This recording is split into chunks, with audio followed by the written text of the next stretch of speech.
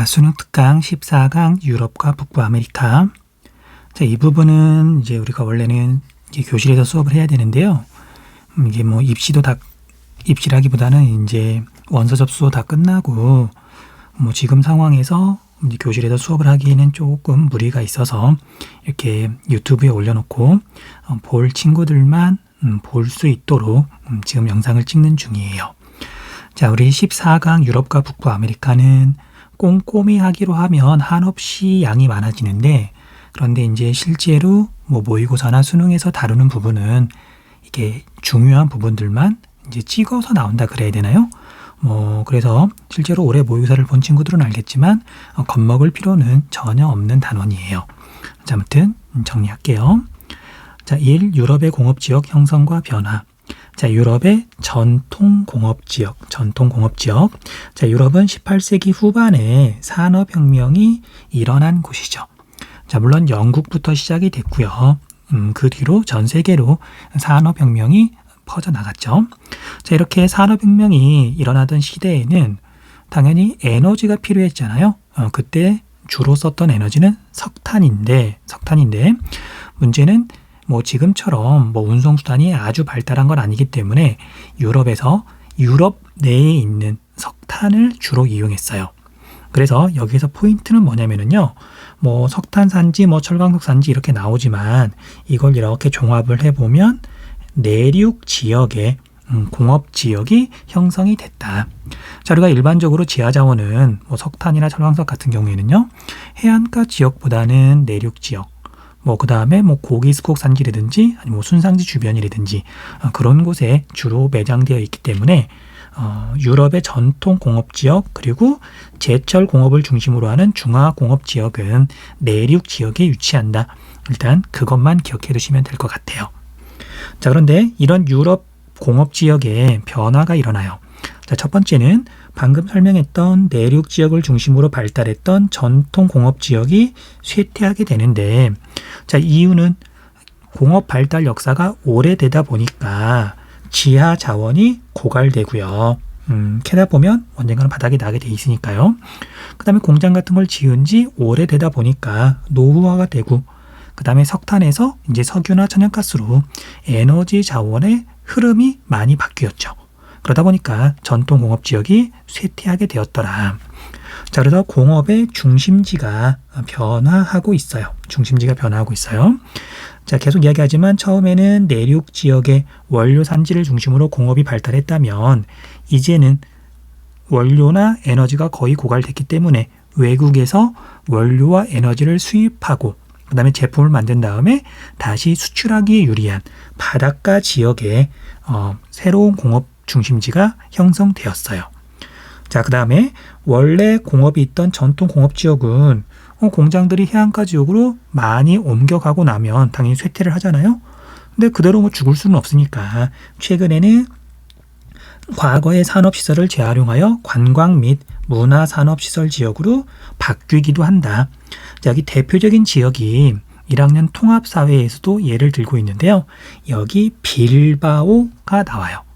옛날에는 제철 산업이 발달했던 곳인데 구겐하임 미술관을 대표로 해서 이제 관광 산업 지역으로 바뀐 거죠.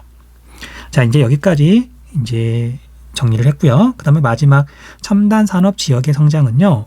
자, 이제 유럽은 사실 뭐 유럽뿐만 아니라 세계의 대부분 지역이 사실 중화학 공업이 중심이거든요. 물론 이제 인도나 동남아시아나 이렇게 가난한 지역들은 경공업 중심이기도 하지만 중화학 공업의 비중이 굉장히 커요. 하지만 제철이나 석유화학이나 그런 중화학 공업들은 대체로 에너지를 많이 쓰고 온실가스 많이 배출하고 환경오염 많이 시키고 그러다 보니까 선진국을 중심으로 첨단 산업이 빠르게 성장하는 지역이에요. 성장하고 있어요. 자, 그래서 유럽은 선진국들이 많이 모여 있잖아요. 자, 그래서 첨단 산업이 성장하고 있는 지역도 체크를 해두셔야 되는데, 우리가 첨단 산업이라고 하는 건 대체로 부가가치가 높다 보니까, 쉽게 말하면 돈을 많이 벌다 보니까 특정한 조건을 따지진 않아요. 굳이 조건을 따진다면 우수한 인력이 많이 있는 곳, 사실 대도시 주변 지역이고요. 대도시 안에 공장을 지을 수는 없으니까. 그 다음에 자연환경, 기후환경이 굉장히 쾌적한 곳, 뭐 돈이 충분히 많으니까 그런 곳에 이렇게 뭐 연구센터나 공장을 짓고서 이렇게 공업을 할 수가 있는 거죠. 자, 이제 여기서 핵심 단어가 나오는데요. 산업 클러스터라는 게 나와요. 자, 우리가 제철소나 또는 뭐 석유화학 공장 같은 경우에는 커다란 공장이 딱 하나라기보다는 그걸 중심으로 뭐 원료 같은 걸 받아가지고 여러 가지 제품을 만들었거든요.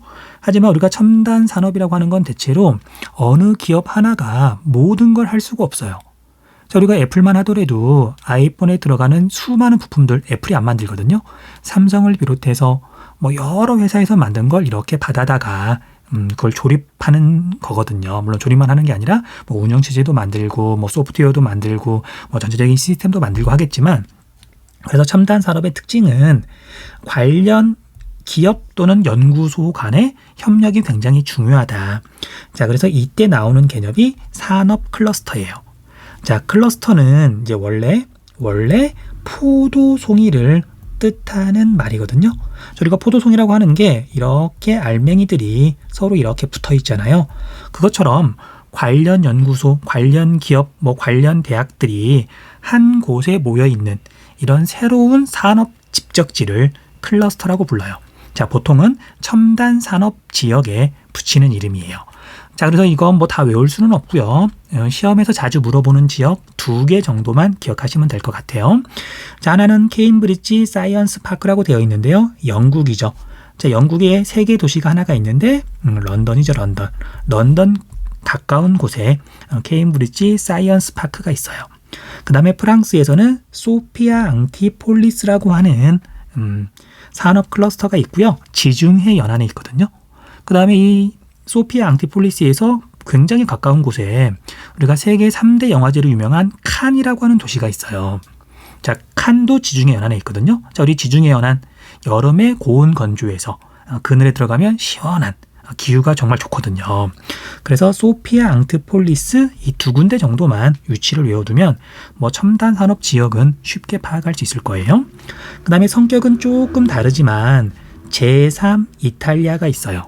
자, 이탈리아는 뭐 발달한 산업, 뭐 성격에 따라서 제1 이탈리아, 제2 이탈리아, 제3 이탈리아로 구분을 하는데, 이탈리아는 북부 지역이 잘 살아요. 훨씬 잘 살거든요. 그래서 이 지역이 이탈리아 경제의 중심이에요. 자, 그런데 우리가 이탈리아 하면 우리가 뭐 학생들은 잘 모를 수도 있지만 장인들, 명품들, 뭐 가죽 공예, 그 다음에 뭐 패션 그런 것들이 되게 유명하잖아요. 사실 자동차 기업들도 있고. 그래서 그런 것들이 발달해 있는 지역이 제3 이탈리아예요. 장인 정도라고 생각해 두시면 좋을 것 같아요. 자, 이제 지도를 보고 이 페이지 한번 정리해 볼게요. 자, 우리가 산업혁명 시기부터 공업이 발달했던 지역은 내륙 지역이라 그랬잖아요. 자, 근데 영국은 섬이다 보니까 사실 딱히 내륙이라고 표현하기는 좀 어렵고요. 가운데 지역에 이렇게 랭커셔를 중심으로 해서 이렇게 전통 공업이 발달해 있었어요. 그 다음에 프랑스하고 독일도 이렇게 내륙 지역을 중심으로 공업이 발달해 있었으나, 자, 지금은 여기가 지하 자원이 고갈되고 그러면서 해안가 지역으로 옮겨간다 그랬잖아요. 그래서 영국에서는 이렇게 해안가 지역, 사실 뭐 영국은 애매해요. 뭐 섬이다 보니까. 그 다음에 여기에 있는 공장들이 이제 이런 식으로 해안가 지역으로, 그 다음에 여기는 이렇게 라인강이 있거든요. 라인강은 이렇게 수온이 발달한 하천이라서 뭐 해외에서 원료 같은 거 수입하는 데 별 무리가 없어요. 그리고 독일 같은 경우에는 라인강을 따라서 이제 새로운 공업 중심지가 형성이 됐어요. 자, 그래서 지도에서 해운 하운 교통 발달 지역이라고 되어 있는데 새로 형성된 중화 공업 지역이라고 보시면 돼요. 자, 그래서 해안가를 따라서 그런 공업 지역이 발달해 있죠. 자, 그 다음에 아까 방금 설명했던 첨단 산업이 발달해 있는 지역은 영국 런던을 중심으로 하는 케임브리지 사이언스 파크, 그 다음에 소피아 앙티폴리스 정도만 기억해 두시면 되고요. 그 다음에 제3 이탈리아 북부 지역 제3 이탈리아는 그냥 상식에서 단어 정도만 기억해 두시면 좋을 것 같아요. 자, 페이지 넘어갈게요. 그 다음에 이 북부 아메리카의 공업지역 형성과 변화. 자, 북부 아메리카의 전통 공업지역이라고 되어 있는데요. 여기에 비중은 뭐 상대적으로 낮은 편이에요. 뭐 새로 발달한 공업지역이 뭐 현재 중심지기 때문에 그곳을 중심으로 주로 물어봐요. 자, 아무튼 북부 아메리카의 전통 공업지역을 봤더니 뭐 지도랑 함께 볼게요. 뉴 잉글랜드 공업지역. 자, 이건 이름을 외우거나 그럴 필요는 없고요. 위치를 봤더니 뉴 잉글랜드 공업지역이라고 되어 있죠.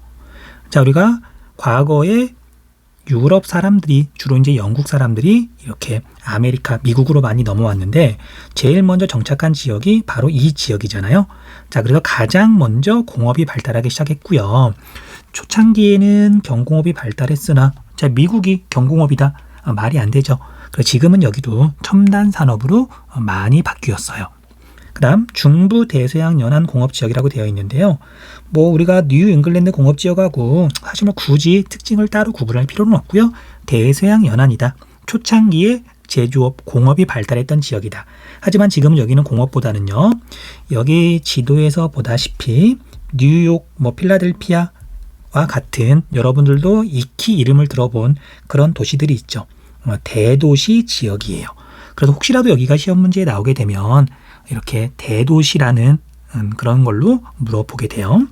그 다음에 오데우 연안 공업지역, 캐나다와 미국 국경이 사이에 있는 커다란 호수 5개를 오데우라고 하고요. 여기 연안은 여러 가지 이유로 공업이 발달해 있어요. 자, 첫 번째는 지하 자원이 풍부한데요. 우리가 철광석은 주로 캐나다 쪽에서, 자, 우리가 이제 세계 대지형 공부할 때 북아메리카에도 순상지가 있었거든요. 철광석이 많이 매장되어 있는, 그게 주로 캐나다 쪽이고요. 그 다음에 석탄은 에팔레치아 산맥, 미국의 동부 지역에 에팔레치아 산맥이 있었잖아요. 자, 그래서 철광석과 석탄이 있으면 당연히 제철 산업, 철을 이용해 가지고 여러 가지 공업이 발달할 수 있겠죠. 그런데 이제 위치가 좀 다른 거예요. 철광석은 주로 캐나다 쪽, 그 다음에 석탄은 미국 쪽. 자, 이걸 운반을 해야 되는데 가운데에 오데오가 있잖아요. 그 다음 이 오데오에서 시작된 운하는 대서양까지 이어져 있거든요. 그래서 수운 교통이 편리하다 보니까 당연히 철광석과 석탄을 운송해서 제철 산업을 바탕으로 여러 가지 공업을 할 수 있는 거죠. 그 다음에 이 지역은 인구가 많고 노동력이 풍부해서 쉽게 말하면 대도시가 많아서 여기 봤더니 뭐 시카고라든지 뭐 디트로이트라든지 뭐 밀워키라든지 그런 우리도 이름을 들어본 봄직한 그런 도시들이 있어요. 이런 이유들 때문에 공업이 많이 발달해 있다. 그 다음에 캐나다의 공업지역은 뭐 따로 물어보진 않고요. 오데오를 사이에 두고 또는 이제 미국과 국경을 맞대고 미국과 가까운 쪽에 제조업이 발달해 있어요. 자, 여기를 뭐 따로 물어보거나 그런 건 아니니까 그냥 넘어가도록 할게요. 자, 그 다음에 북부 아메리카 공업지역의 변화. 자, 우리 세계지리에서 무언가 변한다. 이건 항상 출제 포인트가 돼요. 자, 전통 공업지역의 쇠퇴. 자, 여기도 마찬가지로 유럽과 마찬가지로 고품질 철광석이 고갈되고 가고 있고요. 그러다 보니까 외국에서 원료를 수입해야 되는데 오데오 연안은 내륙이잖아요. 그러다 보니까 뭐 이왕이면 바닷가 지역에 공장을 지으면 유리한 거죠. 그 다음에 신흥 공업 국가의 성장에 따른 뭐 대표적인 나라가 뭐 중국이나 우리나라인데요. 제철 산업이나 뭐 그런 것들은 이제 신흥 공업 국가가 뭐 더 잘한다기보다는 더 값이 싼 거죠. 싸게 만들어낼 수가 있는 거죠. 그 다음에 이런 공업은 환경오염 등이 심하고 그 다음에 산업시설들이 노후화돼서 전통 공업지역이 쇠퇴하고 있다. 그 다음에 무엇보다 중화공업에서 첨단 산업 중심으로 공업의 구조가 바뀌고 있죠. 그래서 미국의 공업 중심지가 많이 이동했어요. 자, 과거에는 북동부 및 중서부의, 자, 밑에 있는 지도 함께 볼게요. 북동부와 중서부 지역이 공업의 중심지였다면, 자, 지금은 남부 및 서부가 중심지예요. 남부 및 서부가 이렇게 중심지거든요. 이렇게 공업의 중심지가 이동해 갔다. 당연히 두 지역, 여기를 1번이라 그러고 여기를 2번이라 그런다면 인구 증가율 같은 것도 당연히 다르겠죠. 자, 그래서 어쨌든 1번과 2번 지역을 나타내는 단어가 있는데 1번 지역을 우리가 러스트 벨트라고 불러요. 자, 러스트는 녹슬었다는 뜻이죠. 그래서 여기가 이제 공업이 쇠퇴하다 보니까 공장이 돌아가지 않고 실업자가 늘어나고 그래서 기계들이 녹슬었다, 그런 뜻이에요. 그에 비해서 남부 및 서부 지역은 선벨트 지역이라고 부르는데 여기 지도를 보면 북이 37도가 이렇게 그어져 있거든요. 자, 북이 37도면 우리나라 서울하고 비슷한데 그래서 서울보다 더 남쪽, 그래서 햇살이 따뜻하게 내려쬐는 기후 조건이 좋은 그걸 뜻하는 말이에요. 자, 이런 썬벨트 지역의 입지 조건은 기후가 온화하고요. 그 다음에 멕시코만을 중심으로 해서 석유와 천연가스가 굉장히 풍부하고요. 그 다음에 노동력도 굉장히 풍부해요. 자, 여기서 추가로 조금만 더 설명을 할게요. 자, 여러분들 미국하고 국경을 맞대고 있는 나라가 캐나다하고 멕시코죠. 그런데 캐나다도 선진국이고 잘 살다 보니까 캐나다에서 미국으로 뭐 돈을 벌러 오는 사람들이 막 악착같이 막 넘어오려고 하진 않아요. 그에 비해서 멕시코는 상대적으로 경제가 낙후되어 있죠. 빈부격차도 굉장히 심하고요.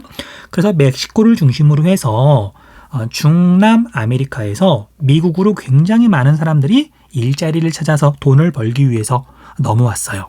자, 그런 사람들을 우리가 뭐라고 부르냐면요, 히스패닉이라고 불러요. 히스패닉. 자, 정확히는 에스파냐어를 쓰는 사람이나 그 후손을 말해요. 미국에 살고 있는. 자, 그리고 이런 히스패닉은 이제 주로 어디에 거주하냐면요, 여기가 미국과 멕시코의 국경지대니까 여기랑 맞닿아 있는 이렇게 미국의 서부나 미국의 남부 지역에 히스패닉이 많이 거주하고 있어요. 자, 이것도 과거 기출문제에서 굉장히 자주 물어봤던 내용이니까 체크 좀 해두세요. 그 다음에 지방정부가 여러 가지 지원도 해주고 있고요. 그 다음에 전통공업지역은 이제 경공업이나 그런 것들은 다 없어졌다고 보셔도 되고요. 그래서 러스트벨트 지역에서 신산업을 육성하고 있는데 대체로 첨단 산업 중심으로 지금 육성하는 중이에요. 자, 그래서 먼저 러스트벨트에 해당하는 북동부와 중서부 지역을 보면 과거에 비해서 비중이 훨씬 줄어들었죠. 그 다음에 선벨트에 해당하는 지역을 봤더니 반대로 미국 내에서 비중이 크게 늘었잖아요. 자, 이것도 체크 좀 해두세요. 자, 그 다음에 기술 집약적인 첨단 산업이 성장하고 있는 대표적인 지역을 이렇게 꼽으라 그런다면요. 자, 이거 지도에서 도시의 위치, 이름도 정확하게 알고 있으셔야 돼요. 자, 먼저 샌프란시스코. 자, 샌프란시스코는요, 위에 지울까요? 놔둘까? 지울까?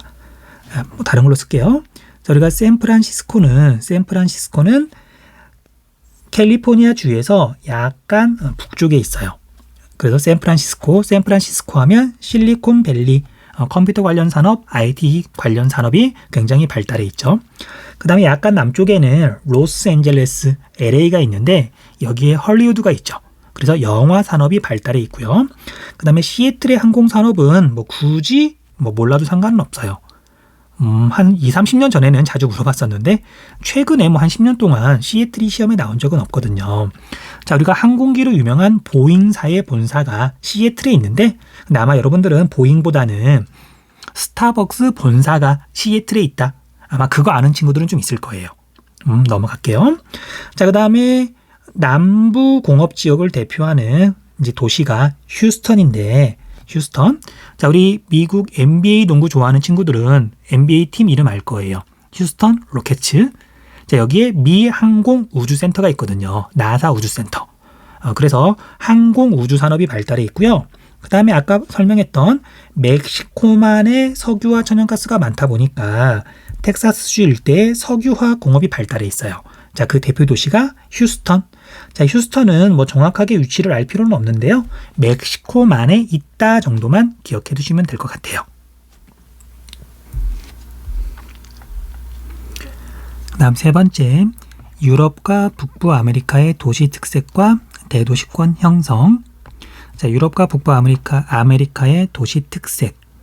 자, 산업화가 일시 시작되어서 오랜 기간 도시화가 진행됨.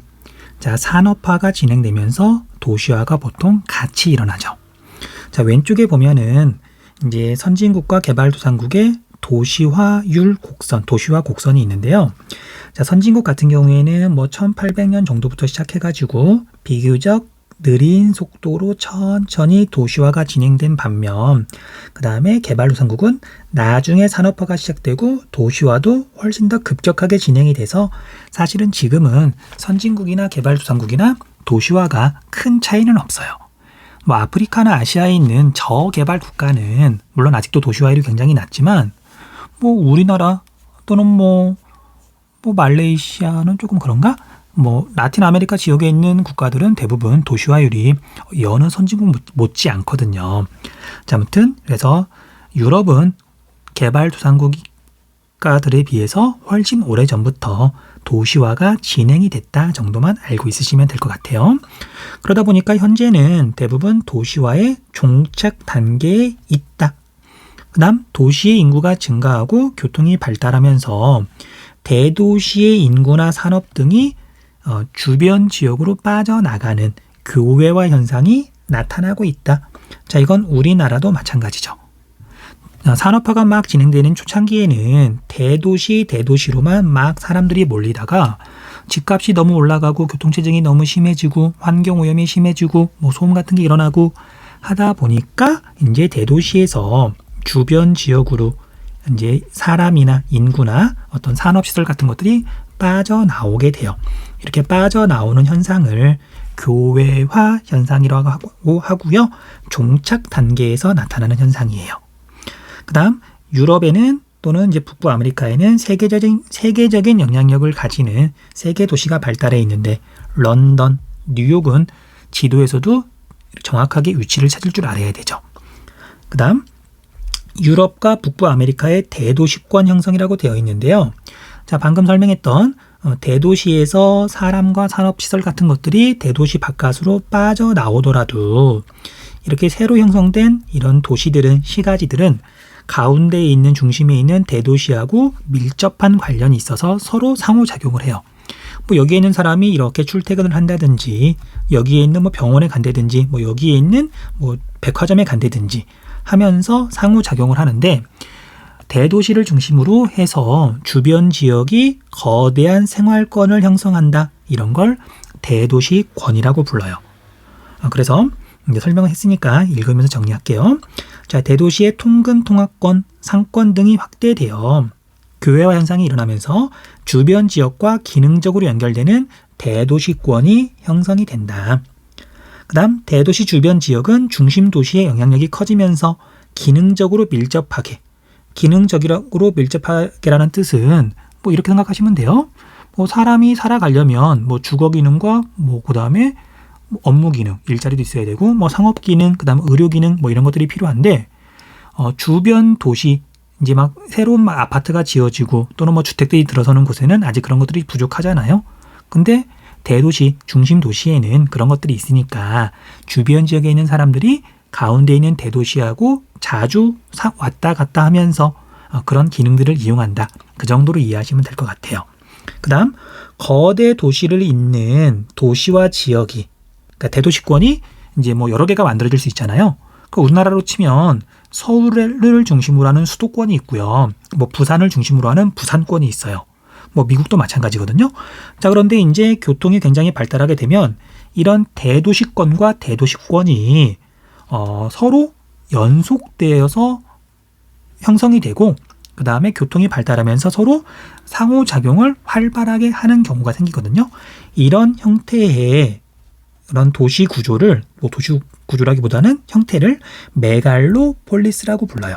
그 메갈로폴리스는 그냥 거대 대도시권 정도라고 보시면 되는데요. 미국 북동부 지역. 자, 우리가 앞에서 공업할 때요. 미국의 동부, 북동부 지역은 뭐 공업에 대해서 본다기보다는 여기 메갈로폴리스가 발달해 있다. 그게 더 포인트라 그랬잖아요. 보스턴, 뉴욕, 필라델피아, 볼티모어, 워싱턴까지 이렇게 메갈로폴리스가 형성이 되어 있고요. 그 다음에 영국에도 메갈로폴리스가 있고 네덜란드에도 메갈로폴리스가 형성이 되어 있어요. 그 다음에 여기에 나와 있진 않지만 일본 도쿄를 중심으로 해서도 당연히 메갈로폴리스가 형성이 되어 있고요. 넘어갈게요. 자, 그 다음에 왼쪽에 있는 뭐 도시 내 기능에 따른 지대 변화는 몰라도 상관없고요. 이건 사실 한국 지리 내용이라기보다는 이걸 왜 넣어놨는지는 잘 모르겠지만 이게 뭐 시험에 나올 가능성은 없어요. 그 다음 4번 현대 도시의 내부 구조와 유럽 및 북부 아프리카의 도시 내부 구조 특징. 자, 여기에서 앞에 있는 내용은 굳이 다루지 않아도 돼요. 이걸 또 자세히 하나 설명하자면 여기만 가지고도 1시간이 걸릴 정도인데 그리고 여러분들 기출문제를 보면 알겠지만 이 부분을 가지고 뭐 문제가 나온 적은 없거든요. 그래서 과감하게 넘어가셔도 될 것 같아요. 다음 페이지 넘겨서요. 유럽 주요 도시의 내부 구조 특징. 자, 이것도 그냥 쭉 읽어보시면 되고요. 자, 이제 보통은 뭐 북아메리카에 있는 도시나 뭐 라틴 아메리카에 있는 도시하고 유럽에 있는 도시하고 비교를 하기도 해요. 근데 가장 큰 차이점은 유럽은 아주 오래전부터 사람이 살면서 뭐 성곽을 짓기도 하고 뭐 중세시대 때 뭐 그 이전부터 그래서 오래된 시가지가 있고 그 다음에 새로 지은 시가지들도 있고 이런 것들이 어쨌든 섞여 있어요. 뭐 문화유산이 많다 그래야 되나요? 그에 비해서 미국이 독립선언을 한 게 1776년이거든요. 뭐 조선시대 중반이에요. 중반 넘어서죠. 그래서 여기는 뭐 역사 유물 같은 게 우리 기준으로는 거의 없는 거죠. 그러다 보니까 도시를 건설하거나 계획할 때 옛날 것들에 대해를 뭐 보존한다 그런 개념은 거의 없고 그냥 새로 계속 짓는 거죠. 그게 가장 큰 차이점이라고 보시면 돼요. 자, 아무튼 유럽은 도심에는 성벽이 있기도 하고요. 뭐 성당 같은 게 있기도 하고 여기는 중세 시대 때 기독교가 이렇게 굉장히 중요했었으니까요. 그 다음에 이제 포인트는 여기 정도가 될 거예요. 자, 우리가 유럽은 여기 나와 있는 것처럼 경제력 및 민족에 따라서 거주지의 분리 현상이 나타나는데 경제 수준이 다르면 서로 다른 지역에 거주해요. 그런데 도심 지역, 도시 가운데 부분은 역사적 건축물이 많기도 하고 그 다음에 뭐 전통을 중요하게 생각하기도 하고 그러다 보니까 고소득층이 주로 거주한다. 잘 사는 사람들이 돈 많은 사람들이 유럽에서는 도시 가운데 지역에 살아요. 그에 비해서 도심 주변 지역은 자, 우리가 도심 지역에 일자리도 있고 뭐 회사도 있고 그러다 보니까 거기에서 서비스업에 종사하는 사람들 있잖아요. 뭐 좀 이런 표현은 그렇긴 하지만 건물이 있으면 거기서 청소하는 사람도 있을 것이고 거기 식당 같은 게 있으면 거기 내부에서 밥을 해주는 사람도 필요할 것이고 그런 사람들은 당연히 이렇게 소득 수준이 그렇게 높진 않잖아요. 그런 사람들은 그런 자기 일자리하고 출퇴근이 좀 편하게 일자리 좀 가까운 데 살거든요. 그래서 도심 주변 지역에는 저소득층 이민자들이 사는 거주 지역이 형성된다. 그 다음에 도심에서 멀리 떨어진 외곽 지역에는 대규모 주거 지역이 형성된다고 되어 있는데 여기서 포인트는 잘 사는 사람이 도시 중심지에 거주한다. 이게 유럽 도시의 특징이에요. 뭐 시험에서 물어보게 되면 이 정도나 물어볼 것 같아요. 자, 그에 비해서 미국의 북부 아메리카, 미국도 마찬가지고 뭐 캐나다도 마찬가지인데요. 얘는 이제 유럽 도시하고 어떻게 다른지 그걸 중점적으로 보시면 돼요. 첫 번째는 도심의 중심 업무지구가 형성되어 있다.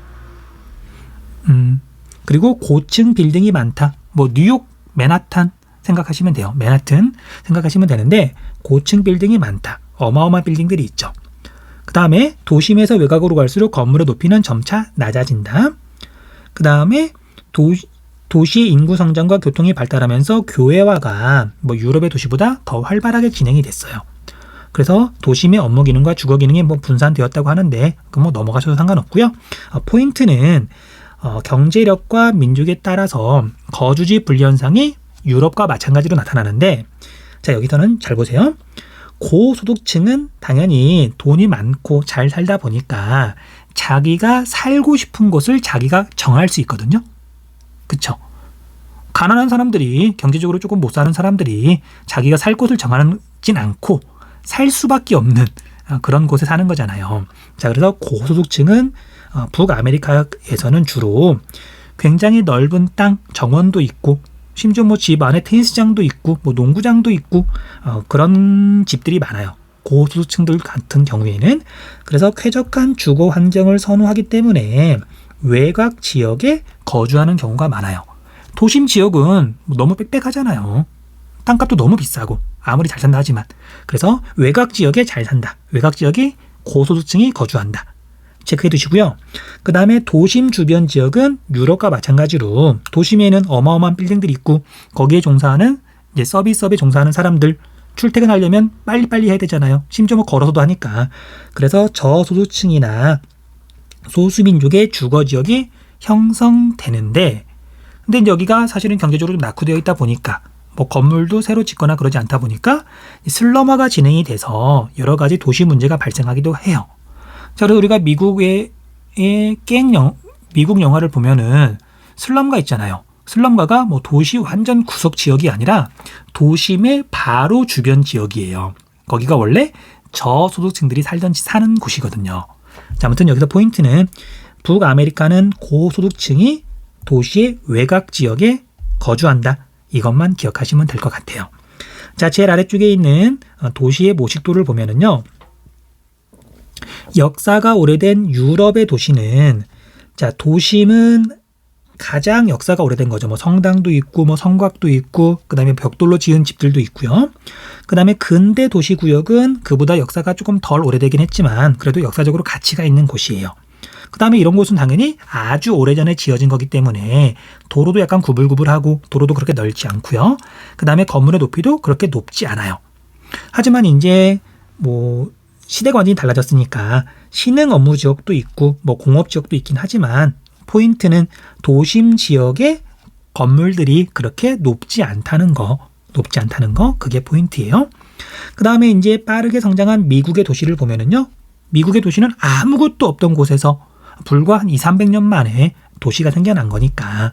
그래서 도심 지역에는 여기 모식도처럼 어마어마하게 높은 빌딩들이 있고요. 주변 지역으로 가면서 건물들의 높이가 급격하게 낮아지죠.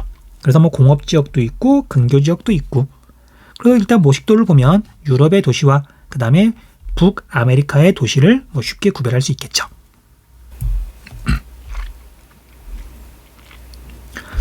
자, 다음으로 넘어가서요. 5. 유럽의 지역 통합과 분리운동. 자, 유럽은 유럽연합이라 그래서 유럽이 하나가 되기 위해서 이제 꽤 오래전부터 노력을 했고요. 지금은 유럽연합이 공식으로 출범해서 이제 회원국이 대체로 꾸준히 늘어왔어요. 아무튼 유럽연합에 대해서 간단하게 한번 살펴볼게요. 자, 뭐 지역 통합의 배경은 그냥 읽고 넘어가시면 되고요. 뭐 통합 과정도 그냥 읽고 넘어가시면 돼요. 그 다음에 유럽연합의 확대는 1993년에 12개 나라가 이제 힘을 모아서 유럽연합이 출범을 했고요. 그래서 어쨌든 초기에는 12개였는데 그 뒤로 동부 유럽 국가 10개가 한꺼번에 가입한 시기가 있고 그 다음에 그 뒤로도 계속 늘어서 지금은 27개 국가가 회원국으로 있다.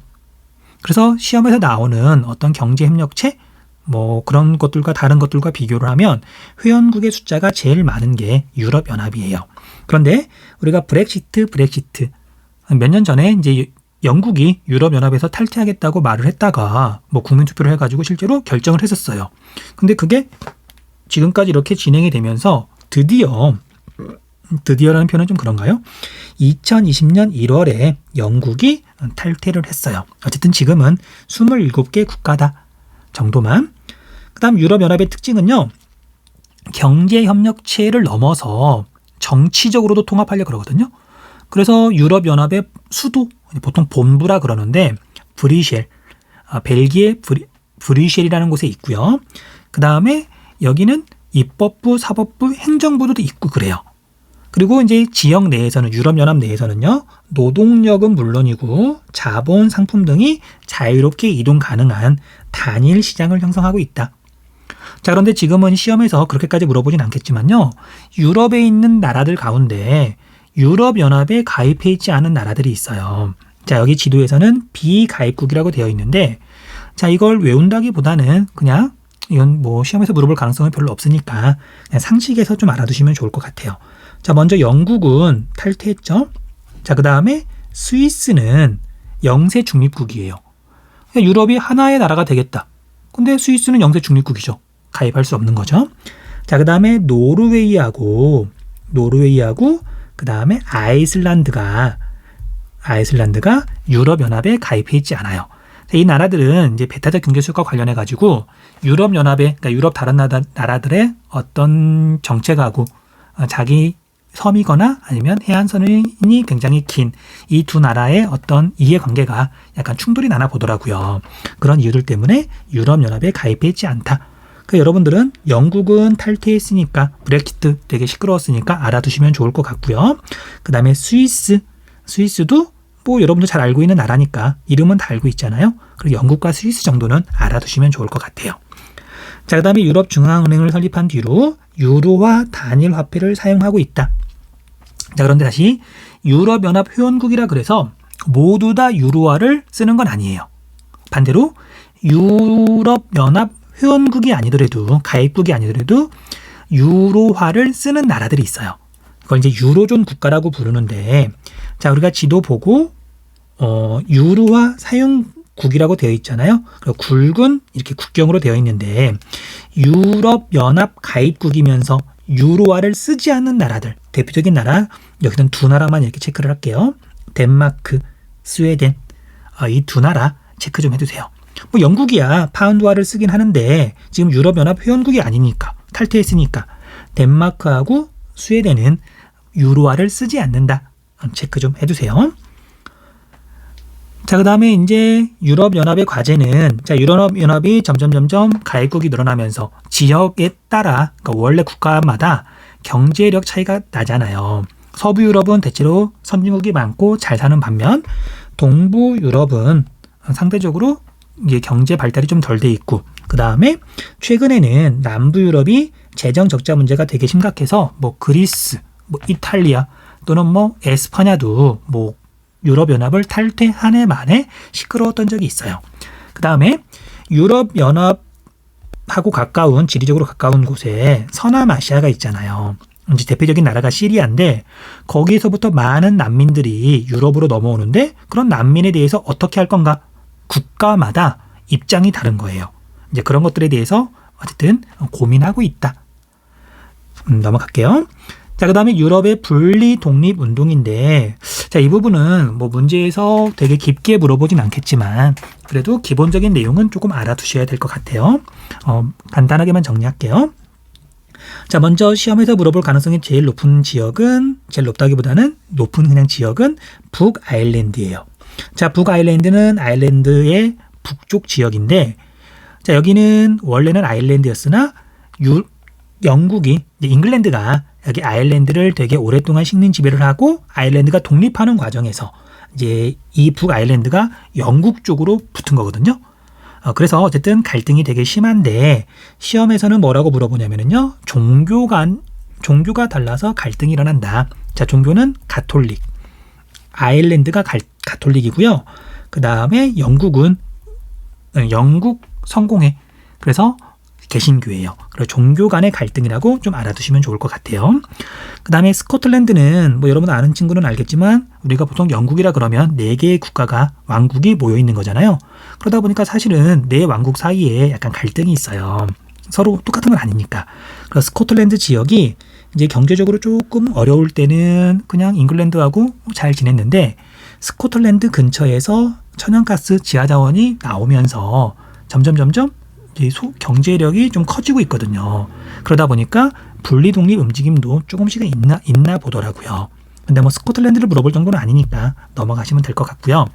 자, 그 다음에 우리가 에스파냐 지역은 뭐 유럽이 원래는 되게 영주들이 많았고 작은 나라들이 많았었는데 이제 통합되는 과정에서 매끄럽게 통합이 되기도 하지만 하나의 국가가 되기도 하지만 지역의 성격이 지역성이 강하게 남아있기도 하거든요.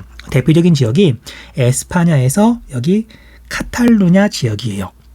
여기에 대표적인 도시가 바르셀로나인데 여기랑 그 다음에 아까 빌바오 말했었는데 빌바오가 바스크? 맞는 것 같아요. 빌바오가 있는 바스크 지역도 이 지역의 특성이 되게 뚜렷해요. 그래서 분리 독립의 움직임이 있어요. 뭐 체크 좀 해두세요. 자, 그 다음에 제3 이탈리아도 다른 이탈리아 지역하고 경제력 차이가 많이 나다 보니까 자기들은 세금을 많이 내는데 혜택은 별로 못 받고 그래서 분리 독립을 하려는 움직임이 있다고 그러더라고요. 그 다음에 코르시카 섬은 프랑스라고 돼 있는데 위치를 보면 이탈리아랑 가깝잖아요. 프랑스가 과거에 강제로 이렇게 가져가 버렸어요. 그러다 보니까 이게 코르시카 섬 사람들은 이탈리아 계다 보니까 프랑스로부터 독립해서 이탈리아로 가고 싶어 하나 보더라고요. 그 다음에 이제 시험에서 자주 물어보는 건 플랑드르 지역인데, 자, 벨기에는 그 위치상 프랑스하고 네덜란드 사이에 있어요. 그러다 보니까 프랑스랑 가까운 쪽은 프랑스어, 네덜란드랑 가까운 지역은 네덜란드어를 쓰거든요. 그리고 여기는 언어 때문에 갈등이 심하다라고 알고 있으시면 돼요. 됐죠? 뭐 그 정도만 하시면 될 것 같아요. 자, 벨기에의 언어 분포와 지역 간 경제 격차는 바로 밑에 자세히 설명이 나와 있네요. 여기 한번 꼭 읽어보세요. 북부 아메리카의 지역 통합과 분리운동. 자, 북부 아메리카의 지역 통합이라고 되어 있는데요. 여기의 성격은 유럽하고는 좀 달라요. 자, 유럽은 정말 하나의 유럽이 되고자 하는 거예요. 자, 이제 미국을 중심으로 해서 어쨌든 경제 대국이라 그래야 되나? 거대한 경제권이 있고요. 그 다음에 아시아에서는 중국의 경제가 막 성장하면서 유럽이 하나하나 나라들이 그런 거대한 나라들하고 경쟁하기에는 한계가 있다 보니까 유럽은 정말 하나로 뭉치려고 하는 거고요. 미국은 그럴 필요는 없는 거죠. 그래서 여기서는 그냥 경제적인 통합 정도? 그냥 경제적인 선에서 멈춘다 정도만 알고 있으시면 될 것 같아요. 자, 그래서 북아메리카 자유무역협정이라는 걸 1994년도에 체결을 했는데, 자, 여기를 잘 보면 노스 아메리카 FTA예요. 자유무역협정, 무역을 할 때 좀 자유롭게 하자. 그리고 여기에 포인트는 뭐냐면요, 영내 관세를 철폐하자. 자, 그래서 미국과 우리나라가 무역을 할 때는 관세를 매겨요. 그 다음에 캐나다하고 우리나라하고 무역을 할 때는 또 관세를 매겨요. 물론 관세를 따로 매길 수 있거든요. 하지만 미국, 캐나다, 멕시코 이런 영내, 지역 내에서는 관세를 매기지 말자. 이게 가장 큰 특징이에요. 자, 그래서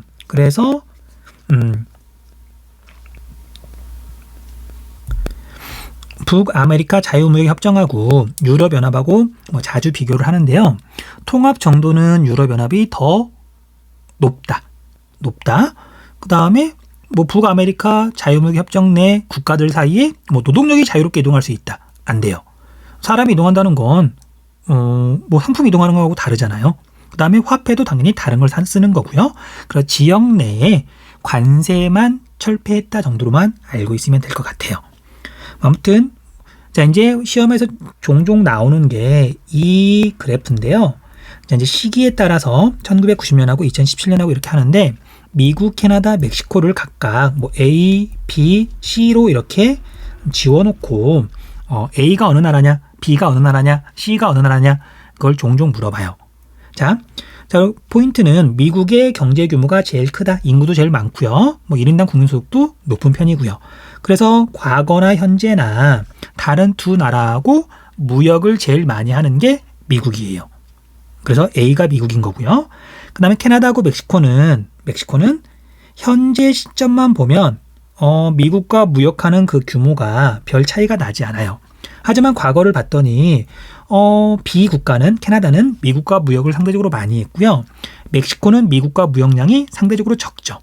그 이유는 캐나다는 선진국이 꽤 오래전에 됐지만 멕시코는 북아메리카 자유무역협정을 체결한 뒤로 경제가 자세히 말하려면 좀 길지만 어쨌든 외형적으로 드러나는 경제 규모가 빠르게 커지고 있어서, 그래서 경제 규모가 빠르게 커진 C가 멕시코고요. B가 캐나다다. 그건 좀 알아두시면 좋을 것 같아요. 자, 그다음에 아까 말을 하나 하다 말았는데요. 자, 우리가 유럽연합하고 나프타, 북아메리카 자유무역협정하고 자주 비교를 하는데 그 중에 하나가 영내 무역 비중이에요. 영내 국가들의. 자, 우리가 미국의 총 무역량이 있는데 영내 무역액 비중은 캐나다하고 멕시코하고 무역하는 거의 비중이잖아요. 중국이든 이렇게 우리나라든 일본이든 아니면 유럽에 있는 국가들이든 전 세계랑 무역하는 거하고 비교를 하면 나프타는 지역 내에 있는 나라들하고 무역하는 비중이 상대적으로 적은 거죠. 하지만 유럽연합은 지역 내에 선진국도 많고 국가도 많다 보니까 다른 경제 협력체랑 비교하면 지역 내에 있는 국가들끼리 무역을 하는 비율이 훨씬 높아요. 그거 자주 물어보니까 체크 좀 해주세요. 자, 그 다음에 자료 분석, 미국과 멕시코 인접 지역의 도시 분포 및 공업 지역이라고 되어 있는데요. 여기도 체크를 좀 할게요. 자, 우리가 미국과 멕시코의 국경이 이렇게 있으면은요. 자, 국경은 이렇게 국경 때문에 두 나라가 나뉘어져 있지만 상품은 관세 없이 이렇게 무역을 할 수 있다 그랬잖아요. 그러다 보니까 세계에 있는 기업들이 이제 이런 생각을 하는 거예요. 자, 미국이 거대한 소비 시장이에요. 인구도 3억 명이 넘어가고요. 소득 수준도 높다 보니까 소비도 되게 많이 하는 편이고요. 그런데 미국 시장을 노리고 공장을 미국에 지으려고 그랬더니 뭐 인건비도 비싸고 뭐 규제도 좀 이렇게 좀 빡빡하기도 하고 그래서 미국이 아니라 미국이랑 가까운 멕시코 국경 지역에다가 공장을 짓는 거예요. 그럼 여기서 멕시코의 값싼 노동력을 이용해가지고 물건을 싸게 만든 다음에 미국으로 팔 수가 있잖아요. 그래서 멕시코는 미국 시장을 노리고 이렇게 제도적으로 도와주는 그런 정책을 예전부터 폈는데 그걸 마킬라도라 프로그램이라고 부르고요. 그에 따라서 미국과 국경 지대에 이렇게 공업 지역이 형성이 됐는데 이걸 그냥 마킬라도라라고도 해요. 어쨌든 나프타가 출범한 뒤로 두드러지게 나타나는 현상이니까 마킬라도라 이 단어 기억 좀 해두세요. 그 다음 마지막으로 북부 아메리카의 분리운동과 이주민 갈등 체크를 할게요. 자, 우리가 영국이 북아메리카에 가장 많이 진출한 건 맞지만 그리고 현재 미국의 공용어가 영어고 그 다음에 캐나다도 영어를 쓰고 있지만 영국 사람들만 넘어온 건 아니거든요. 프랑스 사람들도 많이 넘어왔고요. 이탈리아 사람들, 독일 사람들, 아일랜드 사람들 많이 넘어왔었어요.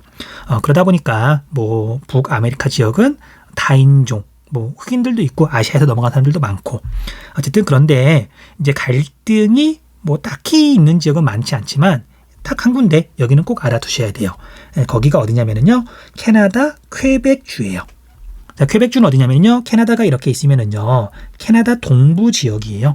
여기는 과거에 프랑스계 사람들이 많이 건너와서 살던 지역으로 캐나다라는 나라가 만들어지면서 지금은 어쨌든 캐나다에 속해 있지만 분리 독립을 하겠다고 여러 차례 시도했던 지역이고 한 번인가는 정말로 분리 독립을 할 뻔했었어요. 주민투표 결과. 근데 이제 어쨌든 캐나다 정부에서는 퀘벡이 독립하는 걸 막고 있으니까. 근데 여기 보면 알겠지만 프랑스어를 쓰는 사람들의 비율이 90%가 넘어가는 지역이 있을 정도로 프랑스계 사람들이 많이 살고 있거든요.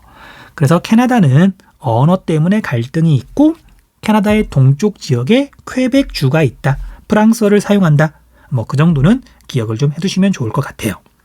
그 다음에 앞에서 설명했던 것처럼 미국으로 중남 아메리카에서 많은 사람들이 넘어오는데 언어도 다르고 종교도 같은 기독교긴 하지만 가톨릭을 믿고 있고 그 다음에 이렇게 문화도 다르고 하다 보니까 사회적인 갈등이 나타나기도 해요. 이런 것들이 미국의 고민이라고 하더라고요. 자, 아무튼 여기까지가 우리 14강 설명이었고요. 다음 15강으로 돌아올게요. 네, 수고했습니다.